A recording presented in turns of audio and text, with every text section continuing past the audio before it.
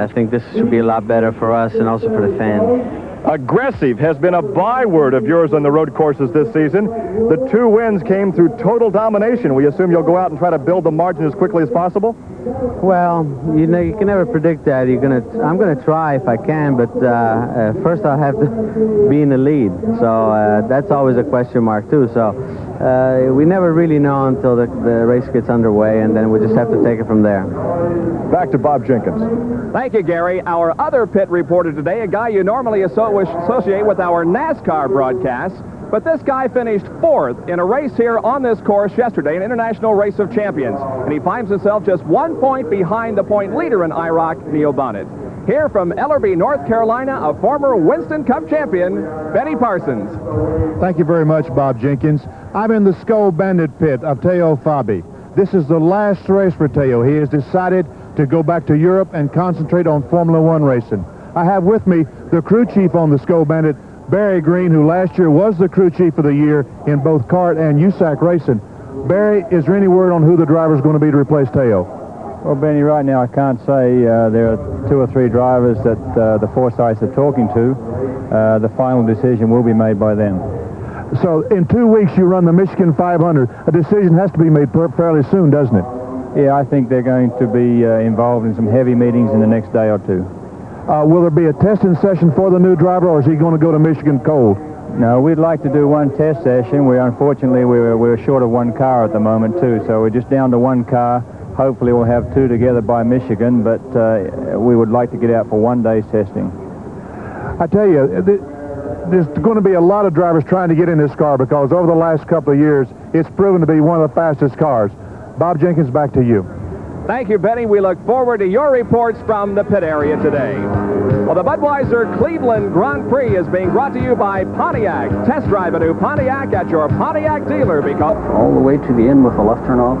Air 2, like this, Big Flight Tower, 222 Alpha again, is with Kevin Walker. 222 Alpha Romeo, Lakeland Park, at 80 runway 24 right, wind 20015, altimeter 2979. 2979. Car 2, proceed into the ramp. ESPN and card, this is Burke Lakefront Tower. The airport is now closed. You are cleared to race. So the planes have been replaced with race cars, and we are set to go for the Cleveland Grand Prix as the cars begin to roll out of the pit area on the first of a couple of warm-up laps. This is a 220-mile, 360-kilometer race, 88 laps around this 2.48-mile road course. Well, let's look at the point standings in championship auto racing teams, the battle for the PPG Cup. Right now, Tom Sneva is leading the point standings with 76. Mario Andretti second with 50, followed by Al Unser Jr., the winner at Portland earlier this year. Then Jeff Brabham with 46, and Rick Mears with 44 points. Turn course. The start-finish line is in the middle of that short straightaway in which the pit area is also located, and they go down and make a hairpin into a long sweeping turn that we'll refer to as the kink. Then into turns 5 and 6 onto a middle stretch. Then they go into an area we call the back 40 that contains turns 7, 8, 9, and 10 down the front stretch, the fastest part of the race course. Then a quick chicane, turns 11 and 12, and into, once again, the front stretch. And we are looking from the back 40 right now. There is a description of the course: 12 turns, 8 right and 4 left turns. The front stretch 2,350 feet in length, the back stretch 1,600, and the middle stretch is 1,500 feet in length. Unripened yellow car on the screen, that's what Gary Bettenhausen says, that it's not green, it's unripened yellow, is Emerson Fittipaldi.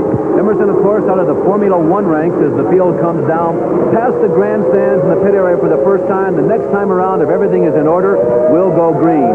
Fittipaldi got into this car last week at the Meadowlands in the rain and looked very strong. He ended up finishing in 7th position. Emerson has qualified well up into the top 10 here this week, and this may be his best chance ever to shine in an Indianapolis car. There are not a whole lot of people who are saying he's a threat to win, but there are some.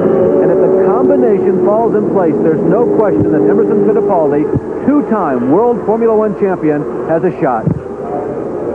Now the cars are moving through the kink. This actually is turn number 4. There's a very slight right-hander. They're on the gas real hard at this point on the track, but they're getting ready to hit the brakes real hard and downshift as they go out toward the lake and then turn south. Turn number 5, which is a short right-hander. There it is. The cars move through turn number 5 right now. Very short stretch before another turn, turn number 6, in which they are going around right now, and then on to the middle stretch, which is 1,500 feet in length. And this is the area of the racetrack coming out of turn number 6 that most drivers have experienced problems this weekend.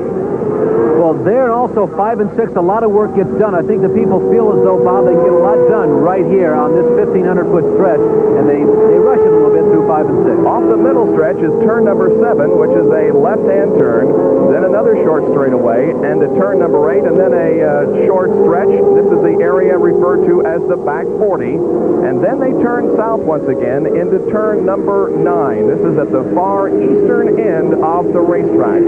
See the pace car leading the field through turn number 9, now setting up for turn number 10. And after turn number 10, it's on to the front stretch, which is 2,350 feet in length. There they are, moving down the front stretch right now. And this is the area of the racetrack which they will use as the pit entrance. Those who wish to go into the pits will move high on the racetrack at this point and go into the pits. We'll talk about the pit entrance and exit a little bit more in detail later.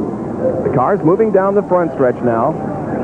Again, speeds reach anywhere from 140 to 150, possibly 160 miles an hour at this point before they get on the brakes and downshift going into turn number 11 and 12. Turns 11 and 12 are very quick. It's more like a chicane than anything else. And here they are moving into turn number 11 right now, and then immediately into turn number 12 and on to the start-finish line. The pace car is still out on the racetrack, but he goes straight while the other cars turn to the left, and the Cleveland Budweiser Grand Prix is underway as the fireworks are set off at the end of the straightaway. Rahal and Andretti are battling for position as they go through the kink onto the backstretch. Bobby Rahal has the lead. As you can see, the other cars filing through the hairpin. Now Mario Andretti challenges on the inside going into turn 5, and Mario Andretti takes the lead away from Bobby Rahal. Now they're in turn number 6. They swing out of that turn onto the middle stretch. Bobby Rahal pursuing closely behind Mario Andretti. Now they turn north toward the lake once again in turn number 7. Now they're in turn number 8 into the back 40. Short straightaway, turning south now in turn number 9. Mario Andretti in car number 3 showing the way with Bobby Rahal right behind. This is turn number 10. It's on to the front stretch now as the speeds begin to pick up considerably. Rahal running in second position with Guerrero third. Here they are, flashing down the straightaway, now braking hard, getting ready for turns 11 and 12, and they are completing one lap. It's Andretti, followed by Bobby Rahal. Teo Fabi now in third place. Roberto Guerrero is fourth. Danny Sullivan is fifth. Emerson Fittipaldi is sixth. And in seventh position is Jeff Brabham. It was a great start. Both Andretti and Rahal jockeying for position as they came out of turn number 12. It was pretty equal, and it's just a situation where Rahal got the ship about a split second ahead of Andretti. But Andretti has really turned on since those first couple of corners, and he has already streaked out to about a 50-yard lead already. And Michael Andretti, whom you're looking at there, he's also had a great start. He's already up to 9th position. Disappointing qualifying run. Picked up 3 positions there in that first lap and a half. He started 12th, but now Michael Andretti, who crashed hard last weekend at the Meadowlands at the end of the race, is on the gas right now. Michael Andretti, car number 99, the Electrolux Graco March, running in 9th position. There's a good look at the young race driver from Nazareth, Pennsylvania. His father is leading this race, and right ahead of Michael Andretti is Al Unser Sr. in car number 1. Gordy Johncock is handling very badly coming off of turn number 10. Well, Gordy has had one of those up-and-down type years. Of course, he had that crash at Indianapolis that set the program back a little while, but he was right back into the saddle for the very next race. Gordy has had problems at this racetrack in the past, but he's a fighter, and I'll tell you, he is staying right with it, and Gordy Johncock could still well be a factor before this race is over. Mario Andretti continues to lead. He has completed 2 laps now. There is the lead he has already on Bobby Rahal. In second position, right behind Bobby Rahal is Teo Fabi, whom, as Benny Parsons mentioned, is competing in his last IndyCar race. Who will be the successor to Teo Fabi? Well, it could be Emerson Fittipaldi, it could be Kevin Kogan, it could be a number of drivers. They'll make the decision in the next 2 weeks before the Michigan 500. Daniel Gaius in car number 25 is slowing on the race course, and as a matter of fact is off the course. He's pulled to an area off of the course near one of the safety trucks, and it looks like that Daniel Gaius is going to be out of this race early. There he is. Out in the back 40, I believe, Bob, and looked pretty terminal. Danny was not in any type of hurry at all to get to that safety patrol truck. So on Gaius, who has performed spectacularly, if not successfully, in the past on road courses, looks like he may be our first early out.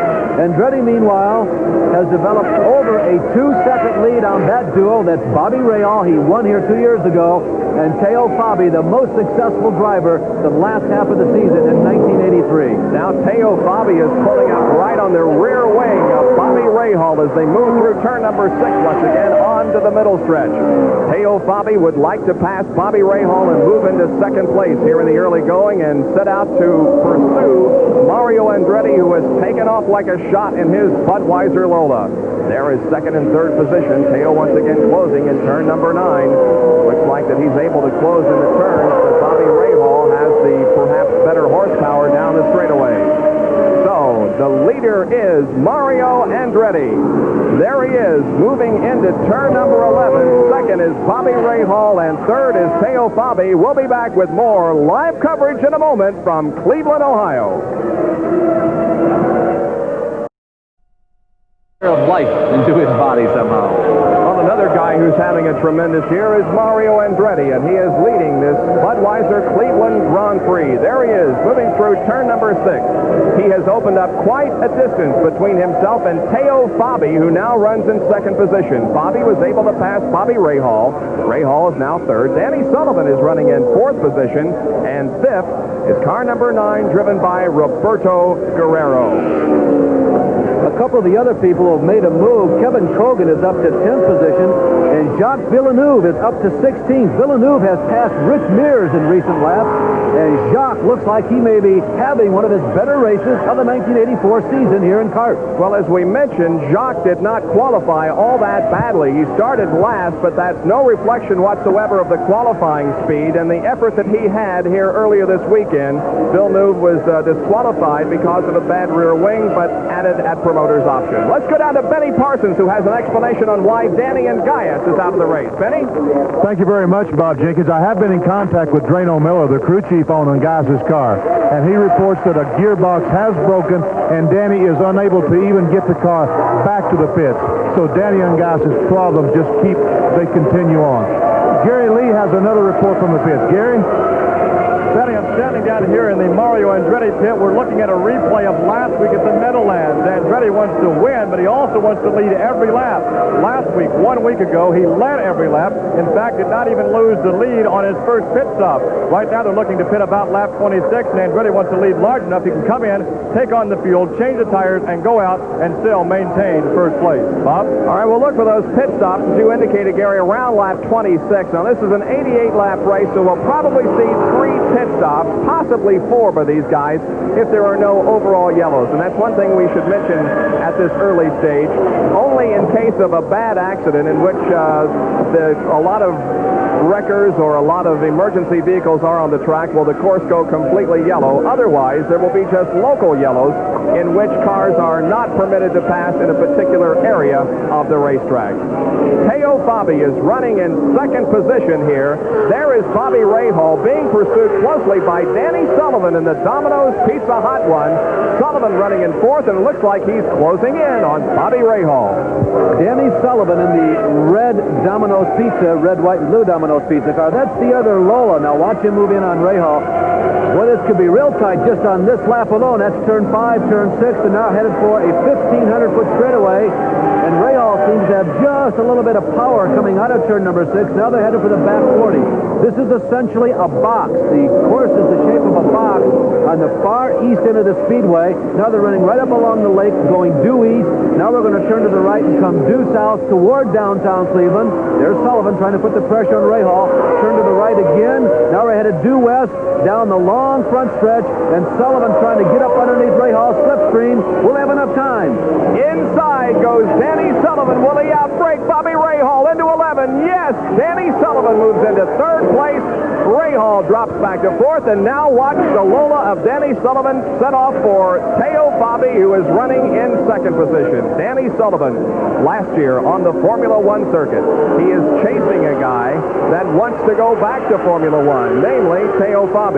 And we have a spin. That's Fabi that is spun right in front of Danny Sullivan. So Teo Fabi spins in the hairpin and is sitting hopelessly stalled outside of the race cars. Oh, Bob, a major disappointment for that driver. He really wanted to do well here. This figures to be his last ever, at least for the 1984 season, American appearance. And if there was any suggestion that Teo wasn't perhaps as stimulated as he should have been as an American race driver, he put the end to that today because he was charging. Teo was having a good day. He had moved up to second, and Teo, you can see him sitting there very disappointed in what has happened. There were no other cars around him. It looks like it just got away, and the field is moving by. The leaders are about halfway around in this one, and Fabi is in jeopardy of losing at least one lap and probably whatever chance he had at winning this race. There is one of the kart safety vehicles that has arrived at the Teo Fabi spin-out and will tow him off of the race course and possibly get him back under power so he can compete in this race. But there is the leader, Mario Andretti, and Mario Andretti puts a lap on Teo Fabi. Mario Andretti, the leader there, was one of the first 7 cars that qualified in this race, every one of which the driver had Formula One experience. The international flavor, the international contingent really made itself known here this weekend in Cleveland. The first 7 qualifiers, every one of them with some Formula One experience. Of course, Mario and Emerson, both former world champions in Formula One. And as we speak, by the way, sad to report for Al Unser Sr. fans that he has pulled into the pits. And there's the battle for 7th and 8th, Bob. And it involves Jeff Brabham in car number 17 and Kevin Cogan in number 98. Cogan driving the Pontiac powered vehicle built by Dan Gurney, the red and white car. And Kevin got out of shape just a little bit there, turning into turn number 6, but he hangs on and sets out to try to pass Jeff Brabham in car number 17. Well, there is a Formula One race going on today in Dallas. We'll keep you abreast of what's going on there so you can continue to stay with us here at the IndyCar race in Cleveland. KK Rosberg is leading in Dallas right now, and it looks like that KK's car is performing very well. He may be on his way to his first victory in a while, and the first for the Honda engine. Just saw a quick shot of the drivers battling right now for 7th and 8th in order of Derek Daly and Kevin Cogan. Bob, both of them almost out of shape on that last lap. They are going at it tooth and nail. There is some real husky, professional Indianapolis-type car racing going on between Daly and Cogan right now. Jeff Brabham, Derek Daly in car number 17 leading the number 98 car of Kevin Cogan. Ari Leyendijk won a race here earlier today in Super V competition, and there is speculation that perhaps Leyendijk may be joining Derek Daly's team for the Elkhart Lake race, which is coming up the first part of August. Mario Andretti, incidentally, is running about 3 seconds behind what he qualified in, and that's a faster pace than what we are normally accustomed to in IndyCar racing, although not faster than what we expected from Andretti here this week. He and Sullivan were both very fast on full loads of fuel, as was Roberto Guerrero earlier this this week on the full load of fuel testing sessions yesterday. So Andretti has really picked up, that's Mario Andretti, has really picked up where he left off last week. And again, here is Derek Daly in the bright yellow Provimi Bio car, and Kevin Kogan, the pride and joy of the stock blockers, in the metallic candy apple red and white Mike Curb Dubonnet record special. And again, we're watching the battle for 7th and 8th position. Right now, Derek Daly has 7th, but Kevin Kogan, who started 17th, is moving up quickly, and he is currently running in 8th position. Now we will go to about lap 28 to 30 before we have the first set of pit stops. Everybody who's running up front shooting for around 2 miles per gallon.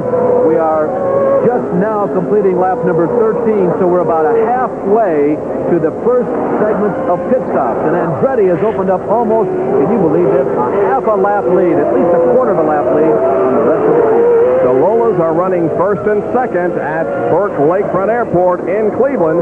That's the way they finished at the Meadowlands last week. Ray Hall is 3rd, Roberto Guerrero 4th, Fittipaldi 5th. We'll be right back.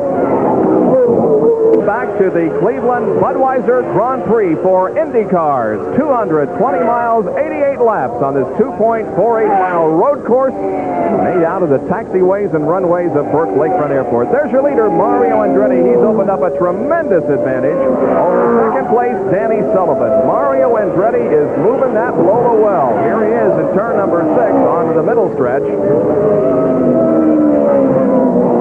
Led all the way so far. Teo Fabi, by the way, who spun a few laps ago and who was running in 2nd position at that time, has gotten restarted and is back on the course, but he's a lap down. Here is Rick Mears, who started this race in 23rd position. He's not moving up all that quickly, Larry. No, he's not moving up as fast as we thought that he might be.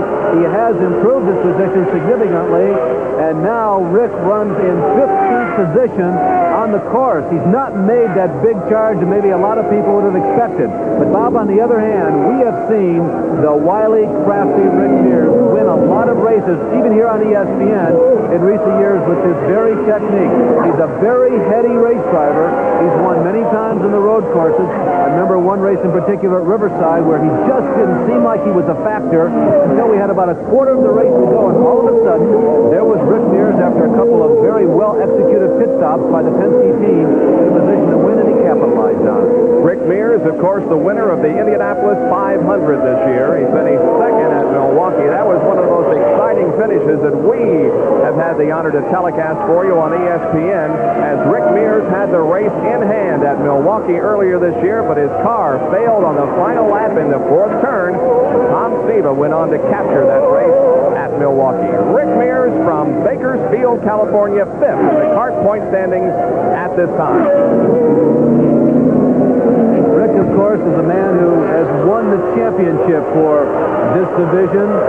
He's been at the top of his profession now for about 3 or 4 years, and never really expected this thing to happen, this thing called being a success in IndyCar racing. As he goes around the other stock block in this race, Steve Chassis, man who graduated from the sprint car ranks. Rick is currently ranked 5th in the PPG kart point standings. The number on the car, 6, represents where he finished a year ago.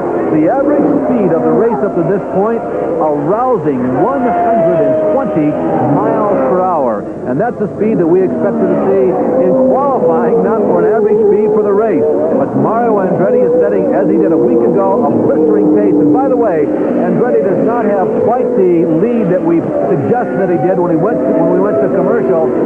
Sullivan has made up a little bit of ground in traffic, and he is really only about 200 yards behind. And Sullivan and Andretti have not really shaken Ray Hall either. Jose Garza and Gordon Johncock battling for positions out on the race course. Jose Garza in car number 55, the Machinist Union, and Gordy Johncock, who, of course, grew up on the ovals, and road racing was somewhat of a different type of racing with him, but Gordy has performed very well on the road courses this year. Johncock now right behind Jose Garza in the King. Now, Jose, there he is in the upper right-hand corner, representing the country of Mexico, of course. I think people perhaps thought that things might happen more quickly. As now we go back and look at Gordy Johncock, people thought things might happen more quickly for Jose Le Garza. He had that spectacular rookie season in IndyCar racing. He was named the Rookie of the Year at Indianapolis. He led a few laps. The program hasn't exactly stalled, but it's not been as easy the last couple of seasons for Jose Le. See them listed there in 15th and 16th position as it was that initial year. But he has commented on a number of occasions that he has took. He likes IndyCar racing. He's here for the long haul. He's going to stick it out. He's looking forward to a long career. Jose Le, a little stronger perhaps on the road courses. That's where he cut his eye teeth than he is on the ovals. The man who has shown a lot of perseverance. He's stuck it out, and he makes every race on the trail. Well, Jose Le has gained 3 positions, while Gordon Johncock has lost some positions. Garza started 18th, is now 15th, while Gordon Johncock started 11th in this race and is now back to 16th position. Gordon Johncock had a very good first qualifying day last Friday. They qualified on Friday and Saturday, and after the first qualifying session, Gordy was 5th quickest, but couldn't duplicate that on Saturday. Here is Danny Sullivan in car number 30, running in 2nd position. Let's go to Gary Lee in the pit area.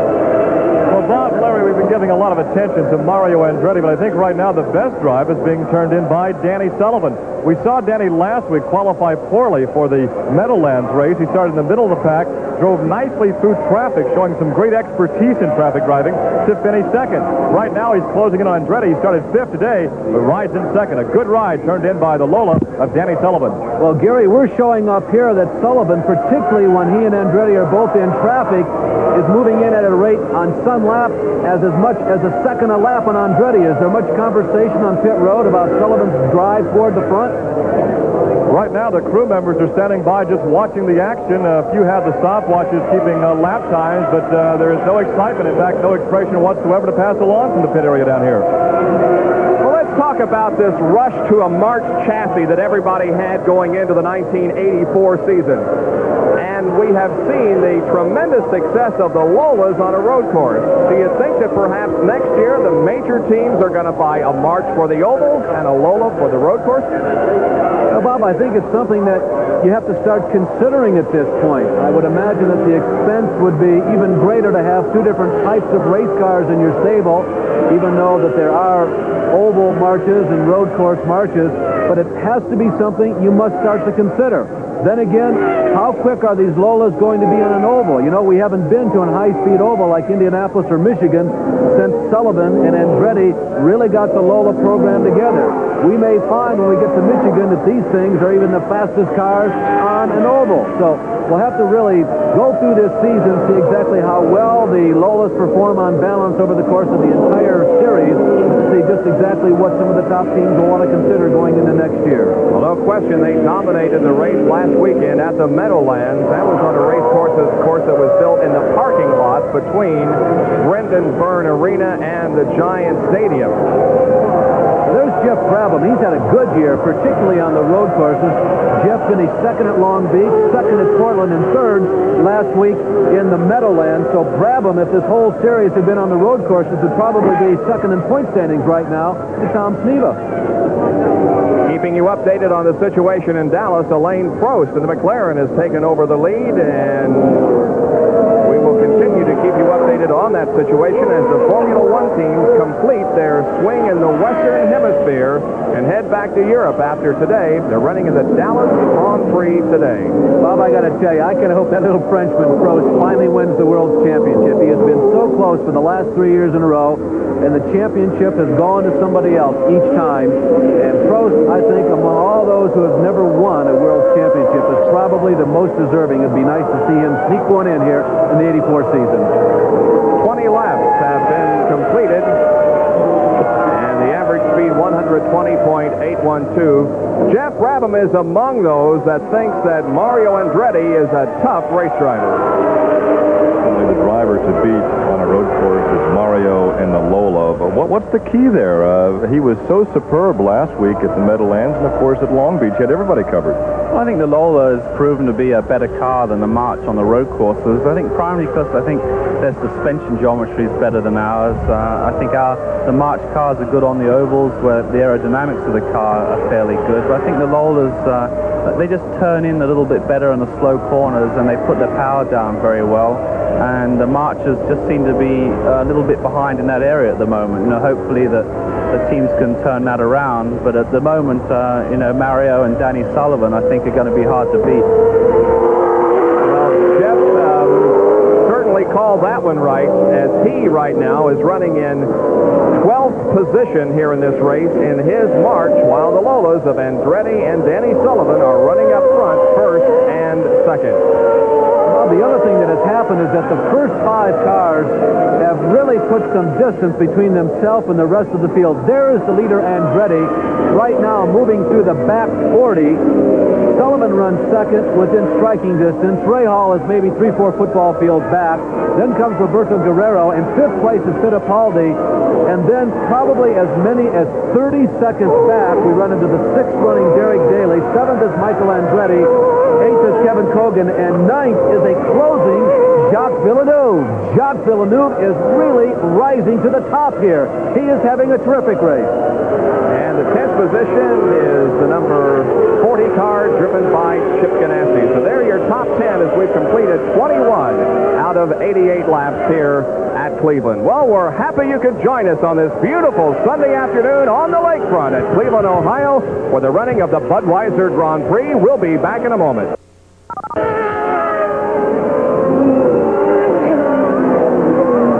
Are up front. Mario Andretti is the leader. Running in 2nd position is Danny Sullivan. 3rd, Bobby Rahal.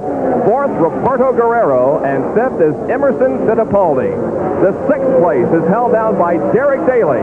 Kevin Kogan is 7th. Michael Andretti is 8th. Jacques Villeneuve in 9th. And Chip Ganassi is running in 10th position. The interval between 1st and 2nd is 3.5 seconds, and Chip Ganassi, 10th place, just spun, but is back under power. Well, he was having a good day. He was very optimistic also. Boy, did he put a spin on, but 1-360, he got it back, and then he went around again. He had it hooked up again, but he overcorrected for the 2nd time. Bobby was very optimistic coming into the day's race. Ganassi had a good practice session all week long, and now he's in jeopardy of losing a lap to Mario Andretti. I don't think that Chip lost the position. He was running by himself on the track before that incident happened, and he did gather her back up without stalling it, but he spun twice and was able to keep going. And that right there, he's going to have no such trouble. By the way, in the tradition of this 4th of July week, the fireworks are just about ready to begin in the pit area. We are working on lap number 25. Within the next 3 to 5 laps, pit stop will begin. It's a lot different than it was a year ago when the drivers were coming into the pit area, and most importantly, besides getting fuel and new tires, was getting cooled off because the heat was tremendous here and the humidity was high too. But that is not the way it is here today, as we have a nice breeze, the temperature in the 70s, and bright sunshine. It gives the race an altogether different complexion too, Bob. A couple of factors. One, the conditions are so conducive to auto racing, it's going to make you go faster anyway. And then you've got Andretti and this guy, the number 30 car of Danny Sullivan, setting such a fast pace, it puts an entirely different picture onto this race. Last year, you had to pace yourself to be competitive, but this year, you get the feeling if you're running anywhere other than 1st or 2nd, well, you're going to be running flat out right now to have any shot at all.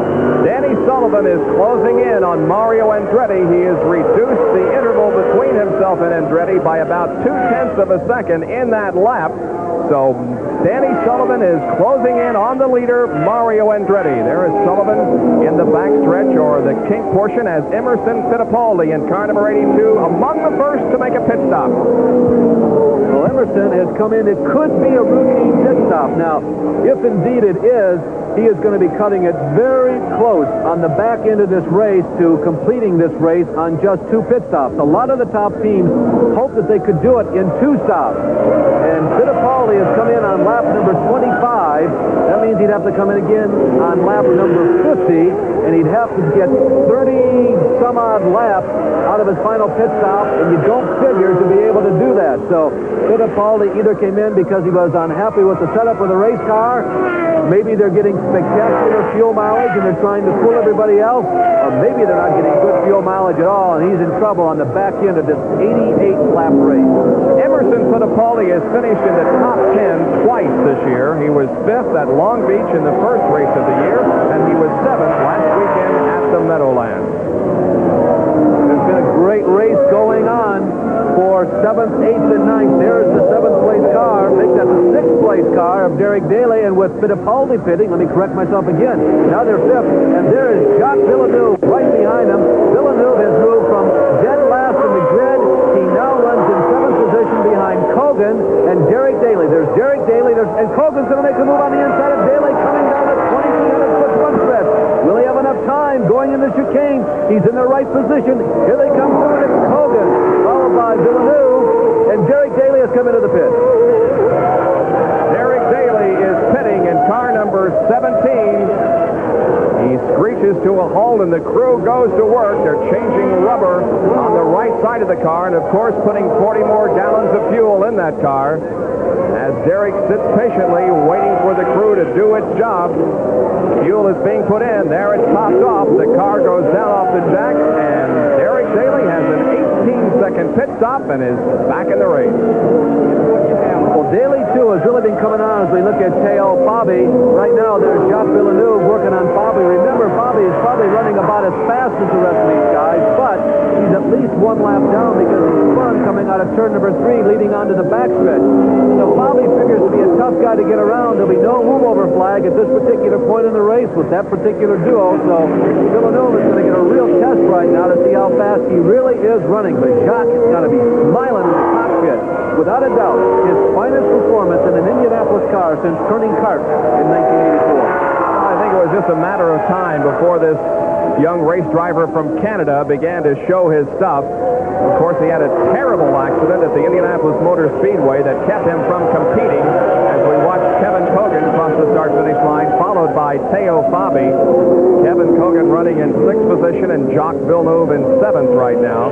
Villeneuve, so far this year, has finished 6th at Long Beach and also had a 6th place finish in Portland. There he is in the Canadian Tire March. Jacques Villeneuve, as we once again zero in on Teo Fabi, who did lose a lap, but Danny Sullivan, the 2nd place car, is in the pit. At this point, every pit stop is going to be very critical for this man today, chasing Mario Andretti. They'll want to have at least as good a pit stop as the Carl Haas crew does when Andretti eventually comes in. So far, everything's very routine. They change right side rubber. They go to the left side. Of course, you turn both right and left on this course, and right behind him, there's the other Lola Bob. Mario Andretti, and the question is, who will get out first? Mario is away, and it's a race toward the pit exit. Mario Andretti wins the race as Al Unser Jr. is up against the guardrail out by the lake. I don't think he hit anything. He has just simply stopped outside or off of the race course near the retaining wall that separates the airport from Lake Erie. Well, when they take the steering wheel off and toss it on the nose of the car, that's normally a pretty good sign that the driver is aware of something that if the radio is out, the crew is not aware of, and that is that it is a criminal situation. Al Unser Jr., who on Father's Day won his very first IndyCar race, will not win here today. There's Jeff Brabham, another one of our top 10 drivers, as well as, at this point, a remote threat for victory, but nonetheless a threat for victory. Really strong on the road course. 2 seconds and a third, remember. He has run very well on the road courses this year. The crew is changing rubber on the left side of the car now. Looks like the fuel has been topped off. They may have a problem with the left front tire as work continues to be done on that. While everybody has made a pit stop, Bobby Rahal is not, and Rahal is in the lead right now, but he'll be coming in for a stop in just a few moments, we're sure. Well, it's an interesting situation, and Villeneuve has lost a right or left front tire. Jacques Villeneuve, who was having such a great day, there's been an error in the pit, and Villeneuve is losing valuable ground. He's back out on the backstretch. Bob, he's got at least a mile and a half to go at that speed to get all the way around to the pit area.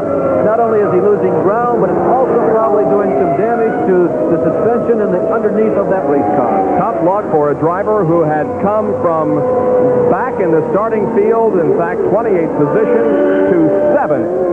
But Jacques Villeneuve just made a pit stop, and very possibly the crew did not get the left front tire on properly, and it came off not too far out of the pit area. So Jacques is having to make this lap on 3 wheels, but he looks like he is going to make it to the pit area. Yeah, doing an excellent job, I might also add, of signaling the drivers behind him. Every time he gets onto a straightaway where he knows he's going to be running slower than the rest of the cars, he is signaling the people behind him. Jacques, a great job. There is Chip Ganassi in for a stop. Chip spun a few laps ago, in for a routine stop now. Fuel being put in. Chip throws away the water bottle. He's getting set now to pull back into competition. The tires are on the race course once again and moving. There is your leader, Bobby Rahal, headed for turn number 7 now. North toward the lake into turn number 8, now headed east toward turn 9. And Bobby Rahal could very possibly come in for a stop this time. He is the leader of the race, but he is not pitted. All of the other leaders have come in for their first routine pit stop. Now, Bob, this is a very interesting situation for Rahal, staying out longer than all the other leaders. And as we're watching Rahal, incidentally, Michael Andretti has come into the pit. But Rahal has had fueling problems in races past. Rahal is in the pits, and let's go to Benny Parsons to call the pit stop. Benny? Well, evidently, Bobby Rahal and his crew has done something for their fuel because he's got extremely good mileage. He's in, the car is up. It looks like they're changing 4 tires on the car. He came just a little bit too far. They're just changing 3 tires, it looks like. The right rear and the left side. The car is full of fuel. The tires, and he's away. Back to you, Bob and Larry. Thank you, Benny. Good stop for Bobby Rahal. He's back on the course. A superb pit stop because he's still the leader. Andretti goes by the start-finish line. Rahal comes out of the pit. Mario will be the first red car behind Bobby. Bobby still working up the speed. Andretti at racing speed. He pulls out of the kink. He goes down the long backstretch. A terrific pit stop for the Ohioan. He really gets out in fine fashion. He holds on to the lead. And he's got a pretty good lead, as a matter of fact. We'll get a stopwatch on them next time around. But Bobby Rahal has made an excellent pit stop and has been able to hold on to the lead. Bobby Rahal has 3 IndyCar wins. There is Mario Andretti in second position. Rahal with 3 IndyCar wins, and 2 of them have been on a road course. He won his first IndyCar race right here at Burke Lakefront Airport 2 years ago. Also has victories at Riverside, California on the road course. His oval victory came at Michigan International Speedway. Well, Al Unser Jr., who we saw a few minutes ago with his car stalled out against the guardrail, they understand that the engine locked up on that car. Tough luck for the guy who won at Portland, his first IndyCar victory earlier this year. Bobby Rahal. Sponsor 7-Eleven. Rahal has finished in either 7th, 11th, how about that, or 14th, which happens to be 2 7s in every one of his IndyCar races. Bob Peitzer and Associates, a PR company up in Chicago, suggested that perhaps, as we look at the interval between first and second place, Mario Andretti, that perhaps we should call Bobby Rahal sponsor this week the 7-1-1 special. So instead of finishing in a multiple of 7th as far as his finishing position, maybe Rahal could finish first. So there is Bobby Rahal in the 7-1-1 special, trying to break that skein of 7 and 11 finishes. Now his interval, the lead he has on Mario Andretti, and there it is. It's just about the length of the middle stretch, or 1,500 feet. It's 5.5-second lead for Bobby Rahal over Mario Andretti. Troubles for Tom Gloy. Here's Gary Lee. The second car in the Rick Gallen stable back in. They went out after 1 pit stop, made 1 lap. Tom Gloy came back in. Right now they're working on what appears to be the spark box. We're in line behind one of the crew members. We can't see exactly what they're doing as they took the fiberglass cowling off this part, going to work on the engine compartment. So apparently there was some problem with the ignition on car 77. So the helpless Tom Gloy just sits there drinking water and hoping to get back in the competition, while Bobby Rahal leads with the average speed of 120.540 miles an hour. The top 5 at this point show Bobby Rahal leading, Mario Andretti second, Danny Sullivan third, fourth Guerrero, and fifth Fittipaldi.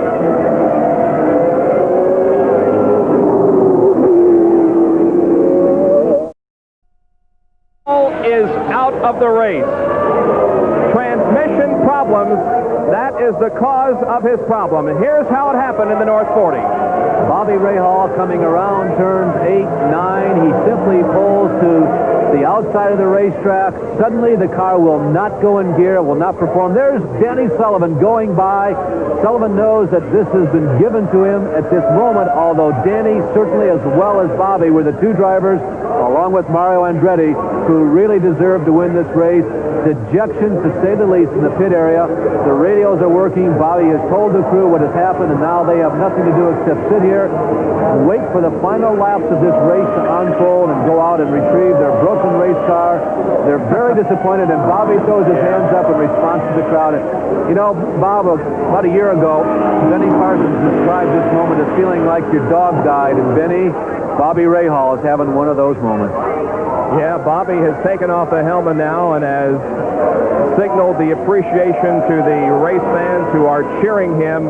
Bobby Rahal was looking real strong here this afternoon and was on his way to victory, but transmission problems have put him on the sidelines, and now Danny Sullivan inherits the lead with 4 laps to go. You know, not only does Bobby Rahal feel like his dog just died, because it did. That race car died. But for the fans here in the Cleveland Grand Prix, they're packing up their coolers, they're going home, and they're going to come back next year and hopefully going to see a race just as exciting. It was exciting, folks. Well, Bobby Rahal will win other races on the IndyCar series. There is no question about that. But boy, when you've got victory so near and you're looking so strong, it has to be a rejection not only for you but for the pit crew members who we saw there just a few minutes ago, to see it all go away with just a few laps to go. But Danny Sullivan's crew, on the other hand, is standing by with fingers crossed, hoping that Lola can complete the next 4 laps and come home a victor. And for Danny Sullivan, it will be his very first IndyCar win, and there is his crew watching the race course and hoping that the last 4 laps will go quickly. And not to diminish Danny Sullivan's win either, it was sort of difficult to not get a little down about what happened to Rahal, but boy, talk about another crew and team that is deserving to win. Doug Shierson has brought a lot of class and sophistication to IndyCar racing. I think we described him as one of the new wave of owners that actually entered into big-time racing to make a profit, to have a team that was substantial, but not one that was necessarily turning red ink all the time. Doug has brought a very well-organized team to IndyCar racing. I don't know if he's really made that profit, but he's brought nice sponsors. The cars always look terrific. It really is one of the finest teams on the trail, and I'll tell you, there are certainly no more deserving victors than the Doug Shierson Domino Racing team. And Danny Sullivan looking for victory number 1. Chip Ganassi, by the way, now runs in 2nd place. And that's a great day for Ganassi. But here's Sullivan coming down to complete yet another lap. And a lot of folks probably hoping that this is going to be victory number 1, not only for this team, but also this driver in IndyCar racing. 2 laps to go. And the Doug Shierson team, of course, came to Indianapolis this year with their own chassis, the DSR, Doug Shierson Racing, and the chassis simply did not perform. So before the second weekend of qualifying, Shierson purchases a brand new Lola for Danny Sullivan. Sullivan in the Indianapolis 500 finished in 29th position.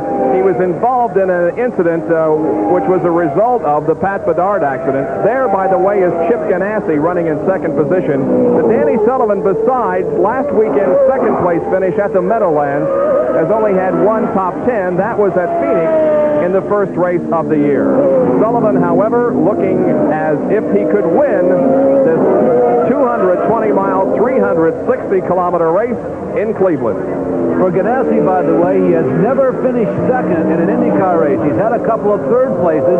They took place last year, so this would not only be obviously the best finish in the career of Danny Sullivan as far as his IndyCar career goes, but the best finish also for Chip Ganassi. So a couple of special moments coming up hopefully real shortly. We're looking at white flag this time around for the leader, Danny Sullivan. And there is the white flag from Nick Finoro, the chief starter for championship auto racing teams.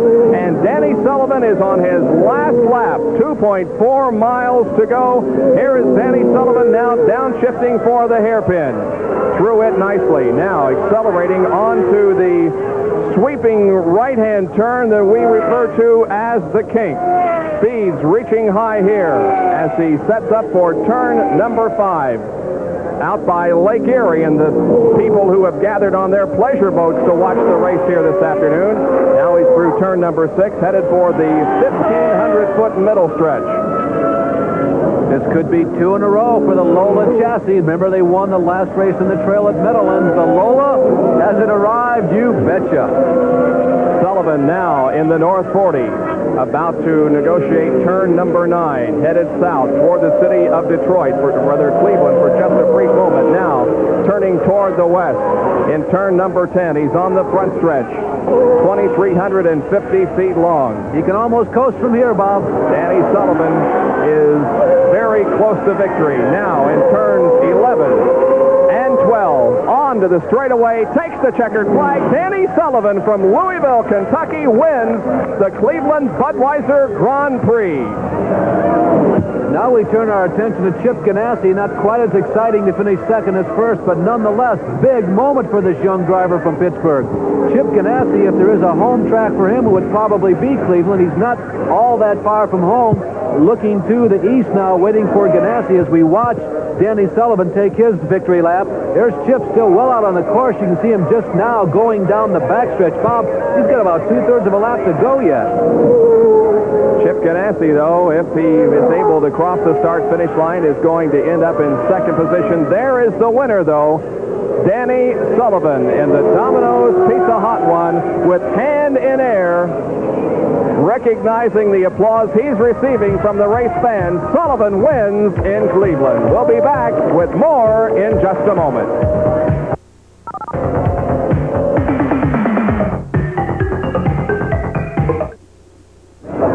Danny Sullivan wins in Cleveland, Ohio. Gary Lee in victory lane. Oh, lovely. I suggest you guys get over on the thing.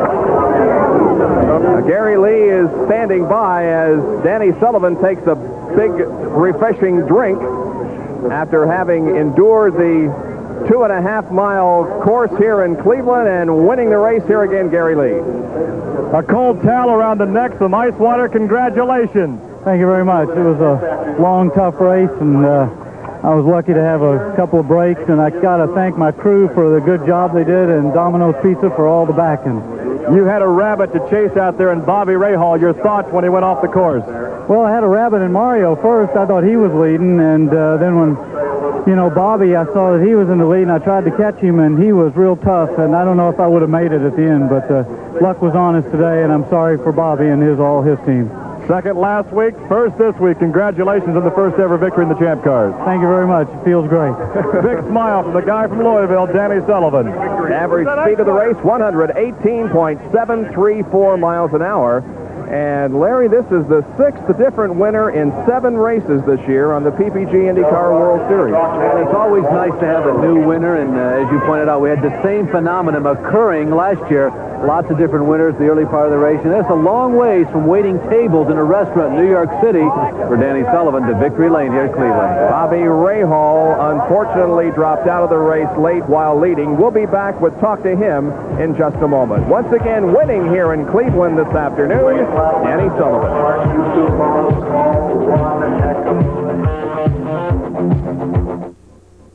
The stalled race car of Bobby Rahal tells the story. He was leading, but transmission problems forced him out with about 5 laps to go. Benny Parsons is with Bobby Rahal. Bobby Rahal, it looked like today victory was for sure. But with just a few laps to go, something happened. What was the story? Well, it was running great, and Danny and I were having a bit of a go. I'm sure it was exciting where I was, and I came out of a corner, and all of a sudden I got this really strange vibration, and went down this short chute over here, and then all of a sudden, boom, the gearbox just let go, and I think the ring and pinion broke or something. So the car was uneven. You couldn't even get it back to the pits, right? No, there was nobody back there, no squirrels.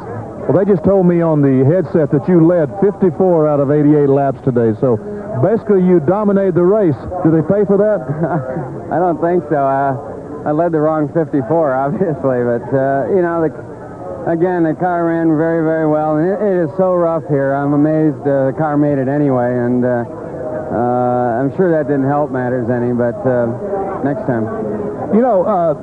When I got up here, they kept telling me that your team had fuel problems, you know, using too much fuel. But today, you ran longer than anyone else before you made your pit stop. Have you solved some of your fuel problems? Well, I think so, and I think we could have gone longer. But we've got this fuel light, and I don't think anybody was quite trusting it. And when I was amazed when I don't know if Mario ran out or what, but it looked like he had, and we kept going, and the light hadn't even come on yet. And I think they got a little gun shy and said, you better come in. But as I said, the car ran very, very well. I was having a little bit of brake trouble, but nothing, nothing that bad. And just sorry we couldn't make it all the way.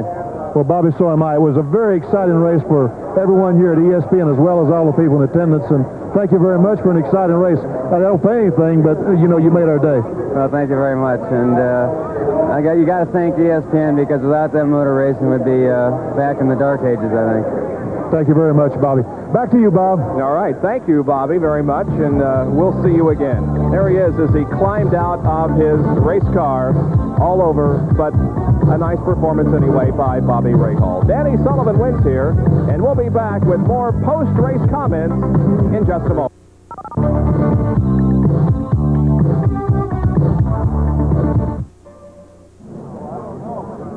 Bob Jenkins and Larry Nuber back in Cleveland, Ohio, where Danny Sullivan has just won the Cleveland Budweiser Grand Prix.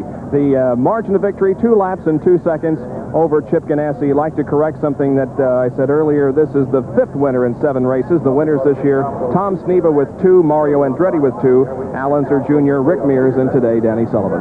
Yeah, we're talking about all the laps that Rahal led today, Bob. He'd only led 3 laps prior to coming into today, so you get an idea of how much they really have solved their problems, or at least apparently so. They've been coming on a little more strong race after race. They got into the Portland race a couple weeks ago, the last one that we saw on ESPN, with very little practice, almost none at all. Medellins, they look strong, and boy, today, you just had to feel for Bobby and that entire crew. They would have liked to have done well here. They're only about a half hour, 45 minutes from home. It would have been a nice place to win, finally. A couple of youngsters, if you will, in 2nd and 3rd today. A great drive by Chip Ganassi, and 3rd was Michael Andretti. Well, Michael's had one of the most consistent years of anybody on the trail. He was hot on the tails of Tom Sneva in terms of the championship point standings before, a couple weeks ago when he started to drop out of races. So they apparently have that program back on track now. He was a significant number of points behind, about 36 points behind Tom, but they're actually thinking about championship. Michael thinks he has a shot at winning the championship, and he really needed the 3rd place today, and we talked about Ganassi, his first 2nd place ever. And Rick Mears, the veteran, if you will, in 4th position here today after coming from the back of the pack. Well, Rick did not qualify well here today. They had a problem in the last qualifying session yesterday. There's Chip Ganassi, the 2nd place finisher. We had hoped to be able to talk to Chip, but the Victory Lane celebration has gone on quite extensively here in terms of time. Back to the Mears story, he slipped off the racetrack during yesterday's final qualifying session. They'd made a lot of changes on the car, and they really thought they were going to be able to move well up into the grid, but he slipped off very early on. He was a long ways away from any crew member, and they just couldn't get to Rick and get the car back on the track, so he had very little qualifying time, and I think he really paid the penalty for that in the race today, Bob. And there is the cup that Danny Sullivan proudly displays. He has won the Budweiser Grand Prix here in Cleveland. To the left of your screen, 2nd place Chip Ganassi, and to the right of Danny Sullivan is Michael Andretti. We'll be right back.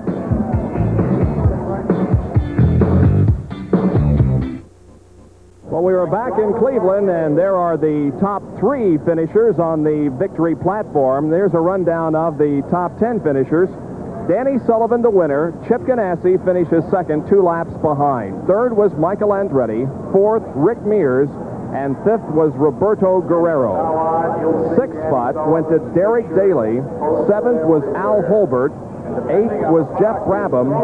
9th was Jacques Villeneuve. And 10th was Al Unser Sr. Those are the unofficial results of the Cleveland Budweiser Grand Prix. Well, our thanks to our pit announcers this afternoon, Gary Lee and Benny Parsons. And, of course, we'll be seeing Benny in competition 2 weeks from today in Pocono, Pennsylvania. And, of course, our assistance up here in the booth from Larry Nuber. The Cleveland Budweiser Grand Prix has been brought to you by the new remote programmable VCR by RCA and by the Ask For Motor Oil, Pennzoil, protection worth asking for, and by Pontiac. Test drive a new Pontiac at your Pontiac dealer, because at Pontiac, we build excitement. We remind you to be with us this coming Thursday at 7:30 Eastern Time, when we'll review this race and the other major auto races of this past week on ESPN's Speed Week. For now, this is Bob Jenkins saying so long, everyone, from Cleveland, Ohio. And that's why Danny Sullivan is now standing in the Kodak winner's circle with that huge trophy and that big paycheck.